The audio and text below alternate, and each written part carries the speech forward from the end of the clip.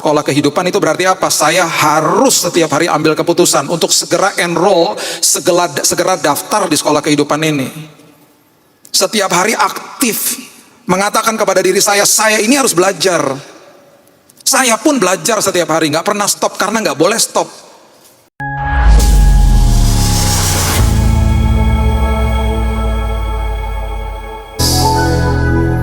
Terima kasih Tuhan buat semua kepercayaan Tuhan yang Tuhan berikan dalam hidup kami. Terima kasih buat semua berkat. Terima kasih buat semua anugerah. Terima kasih Tuhan. Hidup ini tidak ada artinya tanpa Tuhan. Hidup ini tidak ada harapan tanpa Tuhan. Hidup ini tidak ada tujuannya tanpa Tuhan. Terima kasih Tuhan. Terima kasih buat semuanya. Terima kasih buat karya-Mu yang sudah Engkau selesaikan ribuan tahun yang lalu untuk kami. Thank you for your finished work. Terima kasih Tuhan. Kami bisa datang ke hadirat Tuhan kapan saja, di mana saja, dalam kondisi apa saja. Yang ada selalu adalah kasih karunia, sukacita, damai yang Kau sediakan bagi setiap kami. Terima kasih Tuhan. Hati kami mengucap syukur. Kami sambut Tuhan firman-Mu, firman yang senantiasa terus akan memerdekakan hidup kami. Roh Kudus yang ajar, Roh Kudus yang beritahu, Roh Kudus yang berikan pewahyuan. Kami mau dengar dan kami mau mengerti. Lebih daripada itu kami mau dikuasai sama firman. Kami sambut firman kehidupan di dalam satu nama, Yesus Kristus Tuhan kami. Kami berdoa dan mengucap syukur. Kita sama-sama katakan amin. Haleluya. Silakan duduk. Shalom. Buka bersama saya Roma pasal yang ke-8 ayat 29. Roma pasal yang ke-8 ayat yang ke-29.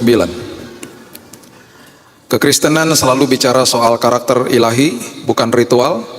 Kekristenan selalu adalah perjalanan bersama Tuhan untuk makin dewasa. Selalu harus lebih baik dari hari kemarin. Kita jangan sampai pusing-pusing soal membanding-bandingkan ritual-ritual dengan yang lain.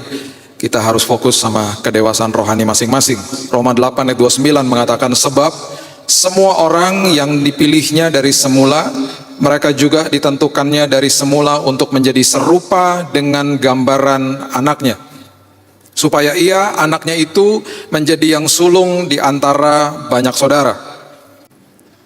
Ini adalah seruan bagi anak-anak Tuhan untuk selalu menjadi serupa dan segambar seperti Tuhan. Serupa dan segambar itu tidak mudah, itu proses. Serupa dan segambar itu sudah di-download sebenarnya di dalam hidup ini. Jadi kalau saudara terus tekuni, nanti saudara baca 2 Korintus 3 ayat 3, saudara catat saja. Itu semuanya sudah di-download dalam hidup saudara. Jadi yang namanya kekudusan, yang namanya iman, kasih, damai sejahtera, sukacita, itu sudah di-download ketika saudara menerima Yesus sebagai juru selamat. Jadi harus sekarang adalah sikap hati setiap hari memperkatakan firman, memperkatakan kasih. Supaya yang di-download ke dalam roh itu lambat laun menguasai jiwa. Setelah itu menguasai jiwa, menguasai tubuh. Di situ di titik di mana kita bisa katakan dengan bangga, saya adalah orang yang lebih daripada pemenang. Jadi itu selalu begitu prosesnya tiap hari. Dan gak mudah, itu berarti kan harus terus menyangkal yang namanya daging. 2 Korintus 10 ayat yang ketiga sampai kelima mengatakan begini.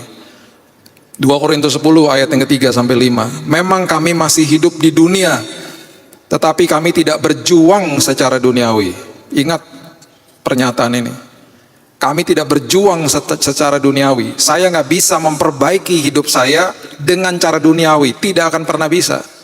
Makanya banyak orang yang kemudian mulai atas nama hak asasi manusia, mulai memaksakan kehendaknya. Ini kemudian ditulis lagi sama Paulus. Karena senjata kami, ayat 4, dalam perjuangan bukanlah senjata duniawi, melainkan senjata yang diperlengkapi dengan kuasa Allah yang sanggup untuk meruntuhkan benteng-benteng. Saya kesepian, saya sepi hidup saya, tapi memang saya begini Pak orangnya. Saya setuju Pak sama LGBT, ya itu saya begitu. Saya kosong, saya harus ambil jalan itu. Itu cara dunia. Tidak akan bisa sanggup meruntuhkan benteng-benteng. Setiap kali manusia merasakan kesepian, itu adalah indikasi manusia itu belum dipenuhi sama kebenaran. Setiap kali masalahnya ketika ada kekosongan, yang dicari nilai dunia, masuknya memilih sekolah dunia, bukan sekolah karakter ilahi, bukan sekolah kehidupan. Dan ketika yang dipilih adalah sekolah itu, dan akhirnya belajar di situ, dan kemudian akhirnya mau untuk akhirnya dalam tanda kutip lulus di sekolah itu, ya dia akhirnya menyatakan saya begini orangnya. Jadi perubahan itu nggak bisa pakai cara duniawi, akan makin hancur. Cara duniawi ini ujung-ujungnya mereka harapkan ini akan bisa membantu kekosongan hidupku, nggak akan pernah bisa. Pabriknya kok dari sana kok. Pabriknya Tuhan sendiri, kalau ada yang kerusakan kan harus dilarikan ke pabriknya. Nggak bisa cari jalan yang lain. Makanya Paulus menjelaskan nggak bisa pakai cara duniawi. Ayat 5.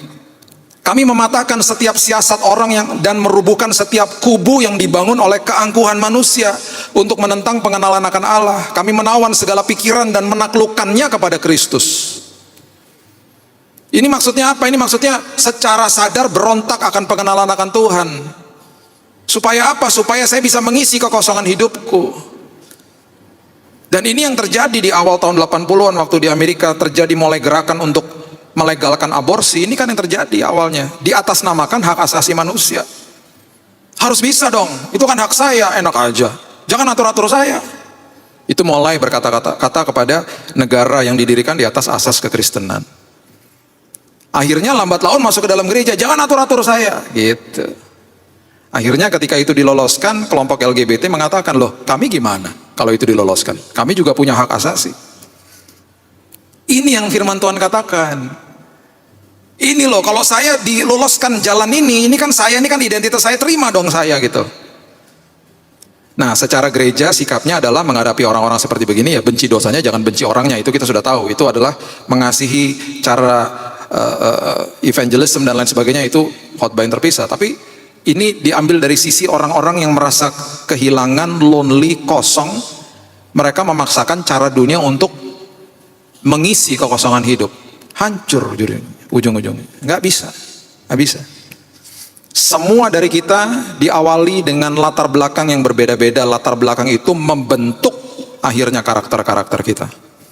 Makanya kenapa kita ini harus memilih setiap hari masuk ke dalam sekolah kehidupan. Sekolah kehidupan itu berarti apa? Saya harus setiap hari ambil keputusan untuk segera enroll, segera daftar di sekolah kehidupan ini. Setiap hari aktif mengatakan kepada diri saya ini harus belajar. Saya pun belajar setiap hari, nggak pernah stop karena nggak boleh stop. Sekolah ini adalah sekolah yang lulusnya nanti ketika kita dipanggil Tuhan. Bukan lulus, maksudnya selesai. Selesainya itu nanti dipanggil Tuhan, selesai sekolahnya. Jadi setiap hari pembelajaran. Tempatnya di mana? Tempatnya adalah sesuai sama profesi kita masing-masing. Saudara dipanggil jadi ibu rumah tangga, itu tempat di mana saudara akan belajar di situ. Saudara sebagai lawyer, itu tempatnya saudara belajar sekolah kehidupan di situ. Sebagai hamba Tuhan, belajar sekolah kehidupan di masing-masing profesi yang Tuhan panggil. Dan harus tahu bahwa masalahnya adalah saya, bukan orang lain. Harus setiap hari ngerti masalahnya itu saya, bukan orang lain, bukan kondisi. Jangan salahin yang lain-lain, selalu lihat diri sendiri. Makanya slow to judge. Jangan cepat menghakimi orang, jangan cepat mengatakan ini dan itu. Masalahnya saya kok. Jadi kalau ada orang minum air dingin dan sampai dia ngilu, jangan salahkan air dinginnya, salahkan lubang di mulutnya. Itu yang harus di-fix, itu yang harus diperbaiki. Ketika kita punya kultur seperti ini, setiap kali ada masalah, setiap kali disakiti orang dan lain sebagainya, mulai fokus. Instead of daripada kita melihat dia dan kemudian kita marah-marah, mendingan lihat diri sendiri deh. Dari ini kesempatan apa yang aku bisa ubah dalam hidupku. Itu. Saya tahun 86 dikirim sama keluarga, sama orang tua ke namanya Oral Roberts University. Sekolah bagus. Tapi saya sia-siakan. Kenapa? Ya, karena ini menolak pengenalan akan Allah, membangun kubu, membangun benteng. Karena apa? Hak saya, jangan ganggu keinginan saya. Oral Roberts adalah seorang pendeta yang luar biasa, almarhum. Tahun 60-an pernah buat KKR besar di Stadion Utama di Senayan. Tahun-tahun itu masih boleh. Jadi ayah saya nih, papa saya keliling kota Jakarta naik mobil pakai toa. Boleh mengumumkan hadirilah KKR gitu, boleh. Zaman itu boleh. Hadirilah KKR keliling Jakarta, sama mobil dipasangin spanduk. Saya nggak pernah lupa tuh mobilnya Holden Belmont. Wah, zaman itu masih ada mobil Holden, pick up. Dia naik di belakangnya pakai toa. Karena kenal sama hamba Tuhan ini, akhirnya setelah lulus SMA, ayo sekolah di sana. Sekolah di sana, sekolahnya bagus, kampusnya bagus. Saudara kalau Google, saudara tulis Oral Roberts University Campus, saudara lihat kampusnya, waduh, jangan lihat sekarang ya, nanti langsung semuanya begini. Bagus, di dalam kampus ada gedung 60 tingkat, bayangkan. Sampai dinyatakan salah satu one of the best campus. Salah satu kampus terbaik di dunia, arsiteknya luar biasa. Ada prayer tower, di depan masuk pintu gerbang ada tangan doa. Kampusnya bagusnya luar biasa. Saya pun waktu masuk, wow, luar biasa. Di situ saya mulai berontak. Karena setiap minggu harus ikut chapel, kebaktian. Kalau telat atau tidak hadir, kadang-kadang ketiduran kan, denda $50. Wah, mulai marah.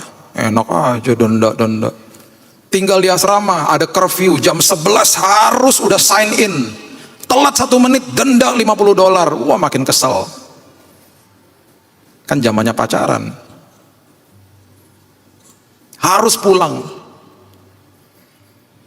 Akhirnya lambat laun makin berontak, hati makin keras. Sekolah harus pakai dasi. Peraturannya banyak, karena memang untuk kebaikan murid-muridnya. Supaya ketika lulus ada perusahaan Fortune 500 datang bisa rekrut, karena dari awal sudah diajarkan untuk profesional dan lain sebagainya. Ini sekolah Kristen tapi fakultasnya banyak, bukan sekolah Alkitab. Universitas Kristen. Akhirnya ada sebuah kesempatan di mana saya akhirnya bisa pertama mengekspresikan pemberontakan saya nih kepada orang tua dan kepada orang-orang yang suruh saya masuk di situ. Saya mulai kerja, diterima pekerjaan di asrama atlet. Asrama atlet ini atlet basket, baseball dan lain sebagainya. Makanannya beda sama yang lain. Jadi saya disuruh masak di situ. Yang pas masuk diterima, saya cuma satu-satunya diterima, ada 2 orang yang sudah senior di situ. Masakinnya bacon, beef yang besar-besar, susunya tinggi besar-besar, kemasannya, telur, rotinya enak-enak. Karena makanan atlet. Satu hari manajer saya yang sudah senior bilang gini, selama kamu kerja di sini, kamu tidak usah ke supermarket lagi. Kenapa? Saya bilang gitu. Susu kamu boleh bawa pulang, telur boleh bawa pulang, daging boleh bawa pulang, roti boleh bawa pulang. Bahkan itu strawberry jam mentega bawa aja pulang. Loh, boleh? Boleh. Kata siapa? Kata saya, katanya gitu. Selama tidak ada CCTV, saya izinkan kamu bawa pulang. Nyolong dong itu, gak apa-apa. Selama ada saya, kamu gak usah ke supermarket. Seneng saya. Jadi gemuk 1 tahun karena makan makanan curian. Setelah itu manajer saya ini kan kakak kelas, lulus. Saya yang diangkat jadi manajer. Punya anak buah dong. Anak buah saya waktu masuk hari pertama saya juga ngomong yang sama. Karena apa? Dosa turun temurun. Kamu tahu, kalau kamu kerja di sini, daging, susu, telur, roti, mentega boleh bawa pulang. Kata siapa? Kata saya. Mengulangi hal yang sama. Oh, saya senang karena berontak. Mau masuk ke tahun kedua, saya teleponin Jakarta, saya bilang, saya tidak mau sekolah di sini lagi. Saya mau keluar dari sini. Saya kehilangan kesempatan yang luar biasa. Kalau looking back, nyesal juga nggak lulus dari situ. Sekolah yang bagus, sekolah yang luar biasa. Saya selesai S2, tapi atas kemauan saya. Saya selesai dengan summa cum laude. Saya buktikan kepada orang tua saya karena saya mau belajar kok. Bandel-bandel tapi belajar. IP-nya 4, tapi bagi saya percuma karena karakter saya nggak dibentuk. Percuma. Mau sepandai apapun percuma. Jadi sekali lagi masalahnya tuh di sini. Nah, mata kuliahnya tuh apa yang harus kita ambil di dalam sekolah kehidupan, sekolah karakter ilahi ini? Coba saudara buka 1 Korintus 13 ayat 4 sampai 7. 1 Korintus 13 ayat 4 sampai 7 ini beberapa mata kuliah yang harus kita ambil. Saudara coba lihat di sini. Ayat 4. Kasih itu sabar, kasih itu murah hati, ia tidak cemburu, ia tidak memegahkan diri dan tidak sombong. Nanti kata kasihnya diganti dengan nama saudara kalau saudara pulang ya. Saudara sebut nama saudara dan kemudian saudara sebut, Saya ini sabar, Billy ini murah hati, harus disebut nama sendiri. Ia tidak melakukan yang tidak sopan dan tidak mencari keuntungan diri sendiri. Ia tidak pemarah, tidak menyimpan kesalahan orang lain. Ia tidak bersuka cita karena ketidakadilan, tetapi ia bersuka cita karena kebenaran. Ia menutupi segala sesuatu, percaya segala sesuatu, mengharapkan segala sesuatu, sabar menanggung segala sesuatu. Ini mata kuliahnya. Ini mata kuliahnya. Saudara, ketika saudara lihat ini dan saudara lihat satu-satu, ya, ini saya belum lulus, ini saya belum lulus, ini saya belum menguasai. Segera ambil. Keluar nanti pulang dari tempat ini, segera daftar dalam sekolah kehidupan gratis, nggak usah bayar uang pangkal. Harusnya juga kita mulainya kemarin. Dan jangan pernah salahkan orang lain lagi, salahkan diri sendiri aja udah. Makin kita lihat ke dalam diri sendiri, makin berubah kitanya. Bahkan mungkin saudara ketika lihat ini satu-satu saudara berpikir, ya ampun, dari awal sampai akhir semuanya saya nggak kuasai, berarti saya harus ambil semuanya. Saudara, kalau ada orang-orang yang nyebelin dalam hidup saudara, mereka adalah lembaran tes. Dan tesnya bisa datang kapan saja. Makanya pengajaran di dalam sekolah kehidupan berbeda dengan sekolah dunia. Dunia mengatakan balas, sekolah kehidupan katakan tampar pipi kiri, kasih pipi kanan. Kenapa? Karena mereka adalah lembaran tes. Lembaran tes ya harus dikasih. Supaya bisa dites, supaya bisa dilihat lulus atau tidak. Jadi kalau ada orang nyebelin, jangan pernah berpikir atau berdoa sampai begini, kok nggak mati-mati ya itu orang ya. Jangan. Orang yang baik-baik meninggal semua, ini orang kok nggak mati-mati sih. Tuhan, Tuhan. Paulus bilang, sudah 3 kali aku minta supaya duri yang menggocoh aku ini Tuhan angkat. Nggak pernah diangkat sama Tuhan. Saya pikir udah sabar, ternyata saya tuh banyak bergumul. Dan yang ketika saya pelajari itu justru saya tanpa saya sadari, justru ruangan kelas saya tuh jalanan di Jakarta, tuh ruangan kelas saya. Tesnya apa? Tes kesabaran. Nah, itu saya. Ternyata belum lulus di situ. Karena apa? Yang ngadepin kayak gitu. Saudara bayangkan ya, di Jakarta saudara lagi bawa mobil, tiba-tiba ada jarak nggak jauh dari mobil di depan, di belakang saudara kan klakson. Kenapa? Cepat maju. Padahal di depan ada mobil lah. Cuman karena dilihat ada rongga dikit, tingin, maju. Jangan lama-lama. Saudara kalau mau masuk ganti jalur di Jakarta, ini tips dari saya, jangan kasih sen. Kenapa? Nggak akan dikasih sama mobil di belakang. Jadi masuk-masuk aja, shit, ya, gitu caranya.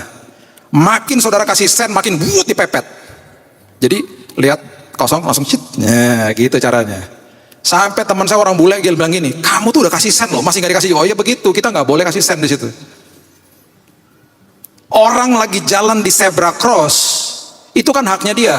Dia kalau jalan di zebra cross, dia tuh hati-hati. Jadi kalau ketika saya nih di mobil, saya berhenti dan nyuruh dia jalan, dia bingung.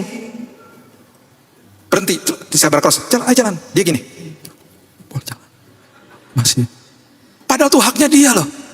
Dia sudah di jalur yang bener loh.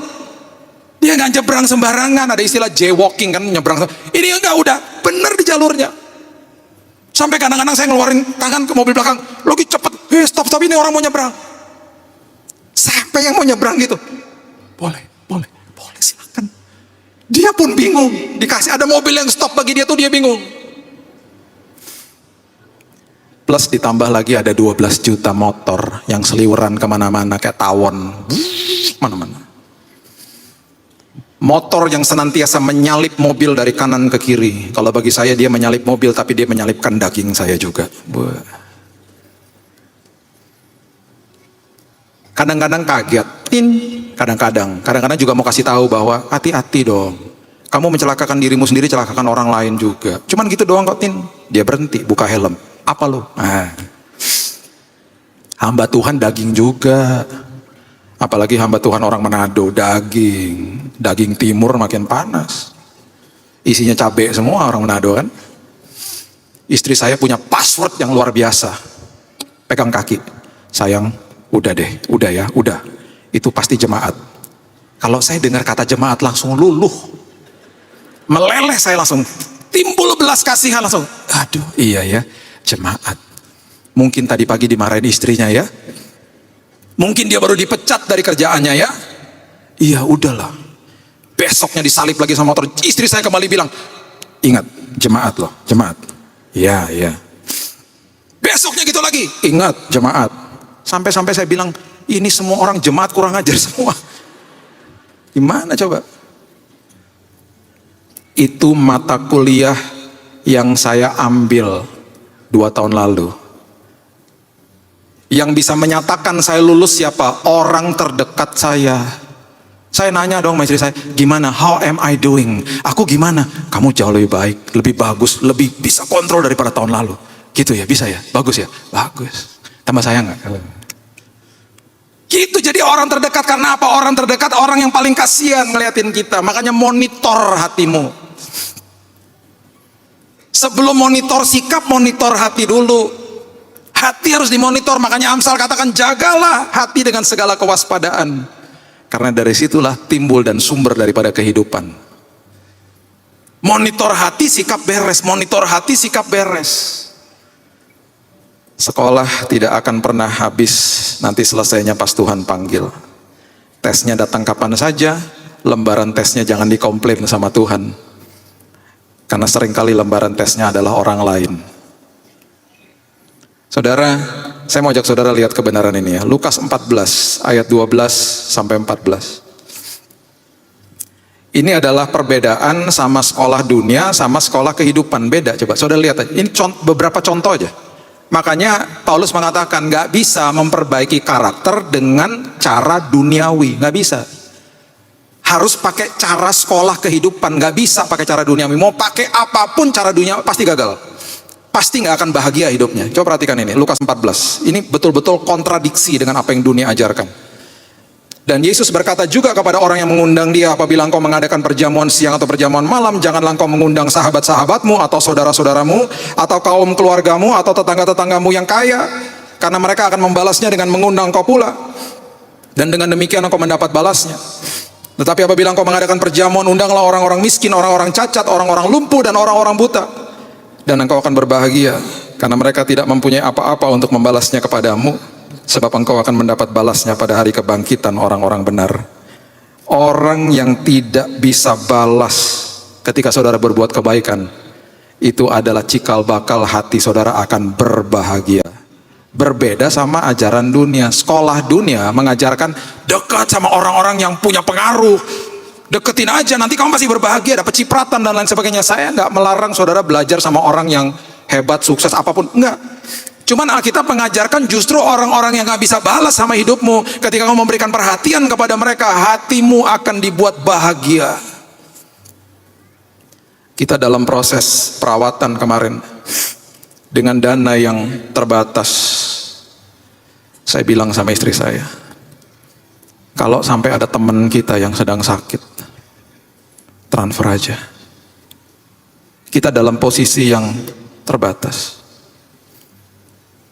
Saya bilang justru dari hal-hal seperti ini, ketika mereka nggak bisa balas, hati kita dibuat bahagia. Saudara, berapa banyak di antara kita yang keluar dari toilet dan bilang terima kasih dan nyapa sama petugas toilet? Kalau saya perhatikan di mall, di airport, gak ada yang negor dia. Dan dia selalu di pintu gini, makasih pak, gak ada yang negor, semua keluar. Tiba-tiba saya stop dan tanya, apa kabar mas? Kerja udah berapa lama? Ketakutan tuh. Iya, kenapa pak? Ada apa pak? Karena gak pernah diajakin ngobrol, ketakutan tiba-tiba. Berapa lama mas kerja di sini? Mas, tekun terus ya mas. Nanti satu waktu mas pasti dapat promosi dan pasti lebih baik. Makasih ya pak, mas. Toiletnya bersih mas, makasih ya mas.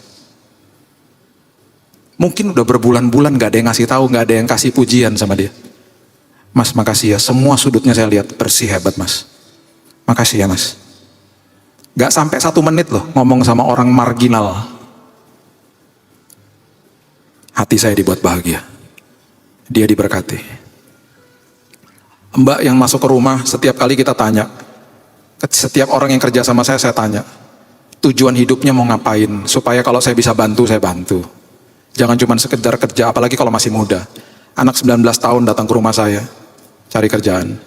Hari pertama saya tanya, mbak, mimpimu apa mbak?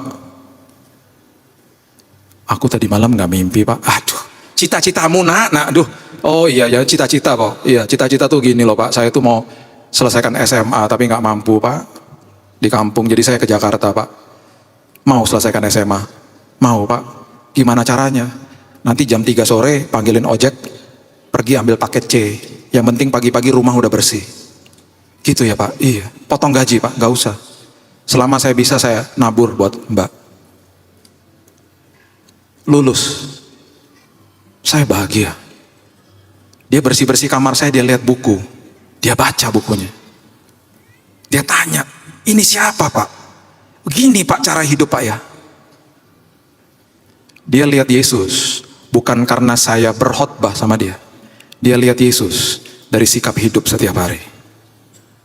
Dia diberkati karena kemuliaan Tuhan dinyatakan. Yang tadinya nggak bisa bahasa Inggris, jago bahasa Inggris. Diajarin sama anak saya kalau panggil saya Dedi gitu kan. Tiba-tiba pagi-pagi bangun pagi dia ngomong gini sama saya, good morning Dedi. Ih, kaget saya. Mbak ngomong sama saya, iya, good morning Dedi. Oh oke. Mama saya jemput mau pergi kan, dia bukain pagar, dia bilang goodbye Dad. Yeah. Mama saya tanya siapa tuh? Anak ketiga mah. Dia akhirnya kuliah dan kami bahagia. Mbak yang satunya lagi udah kerja sama saya 20 tahun. Semenjak anak-anak dari kecil. Jadi anak-anak saya ini melekat sekali juga sama Mbak ini. Makanannya semua kalau udah pergi liburan pasti kangen pulang makanan, mau cari makanannya dia. Salah satu menu favorit di rumah tuh rawon. Boy. Padahal dia bukan orang Jawa Timur, masak rawonnya jago. Dia adalah satu-satunya Mbak yang berani marah sama saya. Ayo. Saya bawa anak-anak waktu masih kecil, pergi jalan-jalan misalnya malam ya. Besoknya kan hari sekolah, anak-anak nggak tidur siang, ya. Jam 8:30 lah kira-kira. Itu kan udah jam 9 udah waktunya tidur. Jam 8:30 ditelepon. Teleponnya gitu, nggak pakai halo. Halo, saya kan gitu ya. Dia gini, posisi di mana?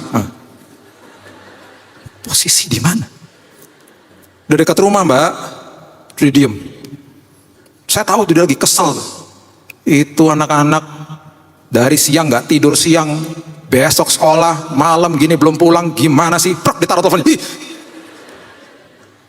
Itu loh. Sampai di rumah, anak-anak udah tertidur di mobil, dia badannya besar. Pintu dibuka, langsung digendong tuh, dua-duanya kuat dia gendong tuh dua anak. Sambil jalan ke dalam rumah tuh sambil ngedumel. Anak-anak dibawa-bawa aja. Anak-anakku juga. Tapi saya sama istri saya ketawa-ketawa kalau dia udah begitu, lucu. Sayang sekali sama mereka. Anak saya waktu yang pertama nih pergi ke luar negeri waktu sekolah, nangis. Mbak, buatin bawang goreng Mbak, aku mau bawa Mbak. Sambelnya bawain Mbak. Dia baru pulang dari umroh, 9 hari pergi umroh kemarin. Dia nggak bisa bales, tapi kami berbahagia. Itu firman Tuhan. Itu sekolah kehidupan. Selalu bertentangan. Markus 12, coba saudara lihat. Ayat 41 sampai 44. Markus 12, ayat 41 sampai 44. Pada suatu kali, Yesus duduk menghadapi peti persembahan dan memperhatikan bagaimana orang banyak memasukkan uang ke dalam peti itu. Banyak orang kaya memberi jumlah yang besar. Ya, orang kaya memberi jumlah besar. Lalu datanglah seorang janda yang miskin dan memasukkan 2 peser, yaitu 1 duit. Maka dipanggilnya lah murid-muridnya dan berkata kepada mereka, aku berkata kepadamu, sesungguhnya janda miskin ini memberi lebih banyak daripada semua orang yang memasukkan uang ke dalam peti persembahan. Kenapa gitu? Kan secara nominalnya lebih sedikit. Kan itu nilai dunia toh? Ayat 44. Sebab mereka semua memberi dari kelimpahannya, perhatikan kalimat ini, tetapi janda ini memberi dari kekurangannya semua yang ada padanya, yaitu seluruh nafkahnya. Ternyata sekolah kehidupan mengajarkan begini. Yang dibilang pemberian terbesar di dalam nilai dunia adalah nominal. 10.000 sama 100.000 ya besaran 100.000. Tapi sekolah karakter ilahi, sekolah kehidupan, yang dilihat bukan jumlahnya, yang dilihat sisanya. Beda ya? Yang dilihat sisanya. Makanya janda ini secara nominal menurut sekolah dunia kecil. Tapi menurut sekolah kehidupan lulus.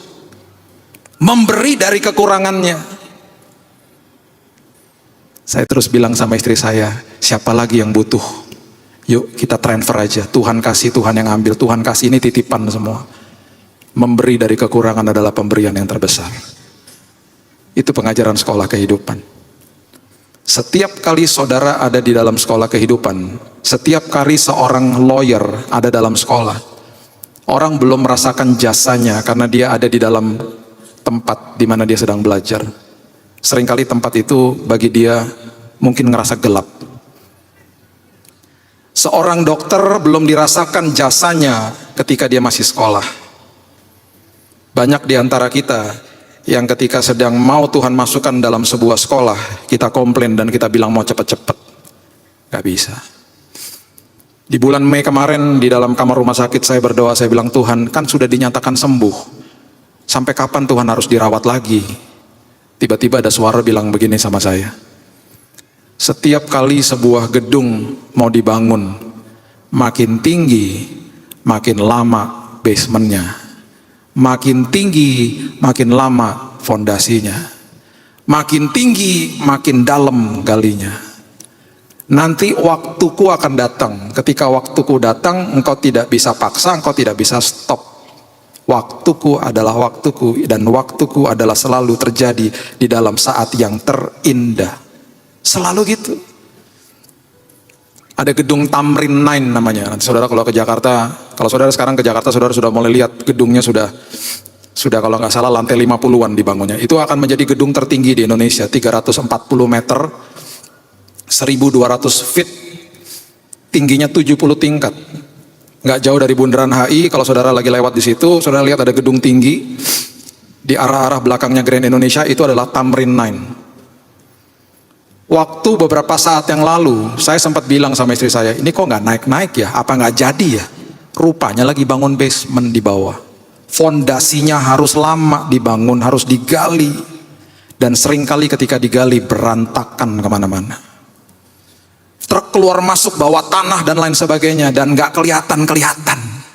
Sampai-sampai berpikir, ini jangan-jangan mangkrak nih, jangan-jangan gak jadi ini proyeknya. Makin tinggi, makin nanti tumbuh kembang dan luar biasa, itu makin dalam galinya. Saudara, di dalam kegelapan-kegelapan ini yang Tuhan ajarkan satu persatu. Saya nggak bisa masuk lebih detail lagi. Kemarin kita eksposisi, hari Kamis kita kemarin eksposisi tentang perjalanan ke Emmaus. Bagaimana ketika Yesus mau melakukan sebuah transisi antara kehadiran dia yang selalu nyata, sebentar lagi dia akan naik ke surga, dan murid-muridnya hanya dibekali dengan firman. Makanya dibutakan matanya, supaya mereka betul-betul mulai terlatih, mereka nggak lihat Yesusnya. Dan luar biasa bahwa dua murid ini adalah murid-murid yang sebenarnya bukan ring satunya Yesus, yang satu Kleopas, yang satunya tidak disebut namanya. Mungkin ring 2, ring 3. Tapi mereka sedang downcast, bahasa Inggrisnya, mereka sedang pulang kampung karena mereka kecewa, mereka melihat gurunya dibunuh secara brutal di atas kayu salib. Sosok pribadi yang mereka harapkan bisa mengubah dunia tatanan bangsa pada saat itu. Mereka mengharapkan cerita seperti Musa terulang lagi, cerita yang menghebohkan, secara fisik terjadi sesuatu yang luar biasa, extraordinary. Nggak terjadi karena mereka melihat gurunya mati brutal di atas kayu salib. Jadi mereka, Alkitab mengatakan bahasa Inggris, downcast, stres, kecewa, bingung, pulang kampung, dikejar sama Yesus. Dan itu kan awal-awal Yesus baru bangkit, berarti salah satu prioritasnya adalah kejar dua murid itu yang dalam tanda kutip nggak penting di mata dunia. Dia sedang mengajarkan sebuah pelajaran yang luar biasa. Transisi dari engkau lihat aku secara fisik, sebentar lagi aku akan naik ke surga. Kenapa aku harus naik ke surga? Karena di situ ketika aku naik, aku akan jadi maha hadir, omnipresence. Kalau enggak, ya Yesusnya cuma satu secara fisik di dunia ini. Kita kalau ngundang dia khotbah bisa antri 5 tahun. Tapi ketika dia naik ke surga, dia menjadi maha hadir. Ada ribuan ibadah pada saat ini, dan dia hadir di setiap ibadah. Dia hadir di setiap hidup saudara. Dia sedang mengajarkan dari fisik yang engkau lihat. Sebentar lagi aku hanya meninggalkan firmanku, dan engkau harus tahu bahwa firmanku adalah aku adalah firman. Makanya di perjalanan ke Emmaus, di akhir daripada itu, ketika mereka melihat Yesus, Alkitab mengatakan hati mereka berkobar-kobar ketika mereka diajarkan firman di dalam perjalanan itu. Harusnya hati kita berkobar-kobar ketika kita baca firman. Harusnya hati kita berkobar-kobar ketika kita sedang diajar di sekolah kehidupan. Kalau enggak berarti ada yang salah di sini. Kalau enggak berarti ada yang salah, berarti daging ini masih nggak mau mati. Saya bangun pagi, di titik dimana saya bangun pagi berapa bulan yang lalu, dan saya lihat di atas saya ada atap. Tahu nanti siang bisa makan, tahu bahwa istri saya dan 2 anak saya bisa tersenyum. Bagi saya udah cukup, dagingnya makin mati, dan nikmatnya luar biasa. Saya ini mengoleksi hampir 300 pesawat. Mainan, jangan kaget. Kaya banget hamba Tuhan ya. Mainan. Saya biasa dapat supplier ngasih setiap bulan, karena itu kan langka, apalagi pesawat-pesawat Indonesia. Saya kangen juga lihat koleksi saya. Saya waktu pulang ke kamar setelah 6 bulan, lihat, wah, kangen juga ya liatin ini mainan-mainan ini. Suppliernya mulai kontak saya, Pak, udah sembuh ya Pak? Puji Tuhan Pak, ini ada barang baru Pak. Tiba-tiba bisa rasa gini, enggak deh nanti aja, enggak deh nanti aja. Di situ saya mulai sadar, kok makin mati ya dagingnya. Kok makin hal-hal kecil makin mengucap syukur, justru hal-hal yang lain-lain makin mati. Itu arti daripada memikul salib. Memikul salib artinya stauros, stauros artinya mati. Dan itu butuh proses, itu butuh sekolah. Itu butuh ditanam. Makanya ketika ada di dalam sekolah ini seperti saudara ditanam. Beda sama dikubur. Kalau dikubur jadi busuk. Kalau ditanam itu adalah sesuatu proses pengembangan yang luar biasa, nanti akan tumbuh kembang. Jadi seringkali sekolah kehidupan betul-betul rasanya kayak ditanam, gelap, nggak enak. Tapi nanti ada saatnya saudara akan muncul dan kemuliaan Tuhan dinyatakan di situ. Saudara, berapa minggu lalu saya antar anak saya ke sekolah. Saya profesi saya kalau pagi adalah supir pribadi anak saya. Jadi saya antar dia ke sekolah. Saya tanya, namanya Keaton, hari ini sekolah atau kemana? Dia bilang, ya hari ini ke GOR, ada olahraga jam 7. Oke. Gornya nggak jauh dari sekolah, Dad. Oke. Saya antar. Sampai di sekolah, dia bilang gini, Dad, nanti before you go home, drop my bags in school. Sebelum dia pulang, itu kan lewat sekolah, drop semua tas-tas aku di sekolah, supaya aku nggak bawa berat. Oke, bos. Saya ke sekolahnya dia. Sebelum sampai sekolah, istri saya telepon. Itu anak lupa makan loh. Ini rotinya di atas meja makan, lupa diambil, lupa dimakan sama dia. Belum sarapan tuh anak. Jadi gimana? Beli roti aja. Dekat sekolah ada Indomaret, oke. Sampai di Indomaret saya beli 3 roti, saya taruh di dalam tasnya dia. Dengan harapan nanti kalau dia buka tasnya dia makan. Saya titip tasnya sama satpam. Makasih mas. Pulang. Jam 3 sore saya jemput. Saya cek dong. Tadi lupa makan pagi-pagi. Iya. Dicuit, kamu udah makan tadi. Dedi taruh 3 roti dalam tas kamu. Belum. Loh, ada gak rotinya? Ada. Kenapa gak dimakan? Aku nggak tahu itu punya aku. Loh, itu kan aku taruh di tas kamu. Ya aku kan nggak tahu. Aku tahu ada roti. Aku bingung aja tadi pas lihat. Karena waktu berangkat dari rumah nggak ada rotinya. Sampai aku tanya teman-teman di kelas, siapa tahu punya mereka, salah masukin. Nggak ada yang ngaku. Memang nggak ada yang ngaku itu punya kamu. Kenapa kamu nggak makan? Aku nggak tahu itu punya aku. Satu sisi saya belajar juga, hebat juga ini anak karakternya ya. Siapa tahu punya Dedi, siapa tahu punya Mami. Terus dia ngajarin saya, lain kali Dad, kalau kayak gini-gini, kan kita nggak bisa communicate. Kan aku nggak bawa telepon kalau ke sekolah. Minta kertas sama satpam, minta bolpen pinjem, tulis di kertas, ini roti buat kamu ya. Beres kan? Ditulis, ditempel di situ, taruh di dalam tas aku, baru aku makan. Di situ saya sadar, oh, berarti tanpa kehadiran saya, cuman baca tulisan saya, dia percaya. Kenapa kita nggak percaya sama tulisan-tulisan ini? Karena kita anggap ini tulisan mati, ini firman hidup. 7.000 lebih janji Tuhan ada di sini. Kalau nggak berkobar-kobar hati kita, ada sesuatu yang salah di sini. Jadi jangan salahin Tuhan. Itu seperti dia bicara, memang itu ribuan tahun yang lalu, tapi itu masih nyata. Makanya dikatakan firman itu Allah adalah firman. Dan firman itu hidup. Nanti selesai ibadah, segera daftar sekolah kehidupan. Apapun yang masih belum lulus. Dan jangan kaget ketika saudara baca semua mata kuliahnya, saudara bilang gini, lah semuanya belum lulus malahan. Segera ambil sekolah kehidupan. Segera perbaikin karakter, stop salahkan orang lain. Orang lain anggap aja itu sebagai lembaran tes. Saya yang harus berubah. Gak apa-apa saya sedang ditanam, karena nanti akan kemuliaan Tuhan akan dipancarkan. Saya gak dikubur kok, saya ditanam. Saya gak akan jadi busuk, saya akan keluar jadi pemenang. Saya akan jadi orang yang luar biasa. Ini ayat terakhir saya berikan kepada saudara.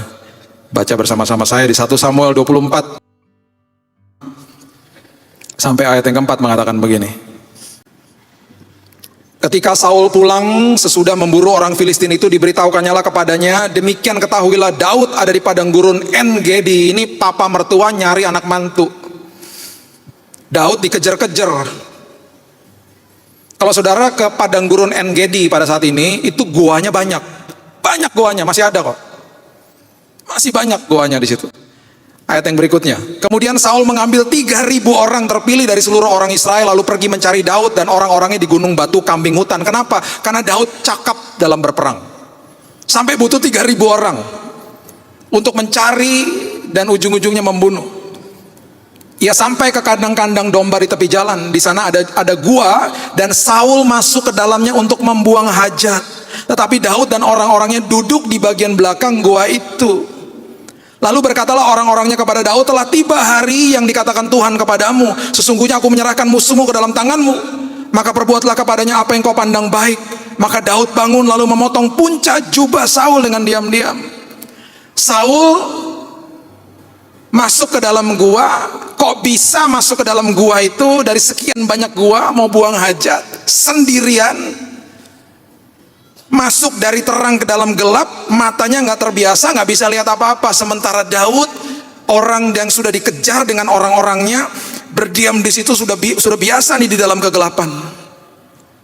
Sedang ditanam sama Tuhan. Sedang ditanam, tiba-tiba lembaran tesnya datang. Langsung orang-orangnya bilang gini, bunuh aja. Seringkali kita bilang, ini janji Tuhan udah kasih, bunuh aja. Habis kamu bunuh, besok kamu jadi raja. Kamu keluar, kamu pegang tuh kepalanya di depan 3.000 orang. Takut semuanya, besok kamu jadi raja, kita semuanya pulang. Kita nih outlaws. Kita nih orang-orang yang dikejar. Gak enak rasanya, ngumpet sana ngumpet sini. Di dalam kegelapan, lembaran tesnya dikasih sama Tuhan. Nih. Di saat itu karakter berbicara. Saya mau lulus. Saya tidak akan jamah orang urapan Tuhan. Dipotong ujung jubahnya. Saul keluar, tiba-tiba ada suara di depan goa. 3.000 prajurit kaget. Wah. Bisa skenario satu yang terjadi, dia bisa pegang kepalanya Saul. Ini enggak. Dia pegang ujung jubahnya. I could have killed you. Aku bisa dengan gampang membunuh engkau. Saudara, di ujung cerita itu nanti kalau saudara baca, Saul minta supaya Daud bersumpah tidak membunuh dia dan keturunannya. Dan dia pulang. Hari itu Saul dipermalukan di depan 3.000 tentaranya. Bukan karena kehebatan perangnya Daud. Dipermalukan karena karakternya Daud. Makanya Paulus menulis, he is the man of my own heart. Dialah orang yang sangat berkenan di hatiku. Itu kata Tuhan. Saudara, apapun masalah saudara, masuk ke dalam sekolah kehidupan. Jangan salahkan yang lain, jangan salahkan kondisi. Lihat ke dalam sini. Mulai sekolahnya segera. Kita hidup gak panjang. Cek sama orang-orang terdekat saudara, aku udah lulus nggak? Karena kasihan, mereka yang melihat sikap-sikap kita, harusnya mereka menikmati sikap kita setiap hari. Itu pancaran dari hati kita. Dan jangan pernah berhenti belajar, selesainya nanti ketika dipanggil pulang. Seringkali kita ada di dalam kegelapan, nggak masalah, saya bukan dikubur, saya sedang ditanam. Saya akan tumbuh kembang nanti luar biasa. Dan orang-orang menikmati kemuliaan Tuhan. Dan ketika nanti aku jadi orang-orang karakterku lebih daripada pemenang. Bukan sekedar aku melihat kemuliaan Tuhan, orang lain pun lihat kemuliaan Tuhan. Berikan tepuk tangan kita untuk Tuhan kita. Terima kasih Tuhan. Meteraikan firman ini sedalam-dalamnya. Kami mengucap syukur karena hidup kami ini berharga Tuhan. Dan firman Tuhan mengajar hidup kami tidak akan pernah bisa memperbaiki hidup dengan nilai dunia. Tidak akan pernah bisa. Kami akan terus kembali ke dalam kekosongan hidup. Paulus sudah mengajar dengan jelas bahwa kami harus meruntuhkan kubu-kubu, benteng-benteng sikap yang salah, hati yang salah, semuanya dengan sekolah kehidupan. Tuhan, kami percaya kami akan segera daftar, kami akan segera mulai sekolah kehidupan. Kami mau belajar Tuhan, kami mau tekuni supaya kami makin baik dan makin serupa seperti Tuhan. Dan kami percaya Tuhan, lembaran tes apapun yang kami terima, yang harus kami ambil, kami tidak akan bersungut-sungut. Justru itu adalah kesempatan bagi kami belajar tekun, belajar sabar, belajar untuk bertahan Tuhan. Meteraikan firman ini Tuhan, kalau ada di antara kami yang merasa kami ada di dalam gelap, kami bukan dikubur, kami sedang ditanam sama Tuhan. Kami akan keluar sebagai pemenang. Kami akan terlihat indah Tuhan, karena basementnya, fondasinya sedang dibangun sama Tuhan. Memang berantakan dan gak enak, tapi nanti pada waktu Tuhan semuanya akan indah. Terima kasih Tuhan. Meteraikan firman ini dan kesaksian demi kesaksian akan kami alami dalam hidup ini dan masa depan kami. Terima kasih Tuhan, hamba-Mu stop sampai di sini. Firman-Mu terus berkumandang di dalam satu nama, Yesus Kristus Tuhan kami. Kami berdoa dan mengucap syukur. Kita sama-sama katakan amin. God bless you.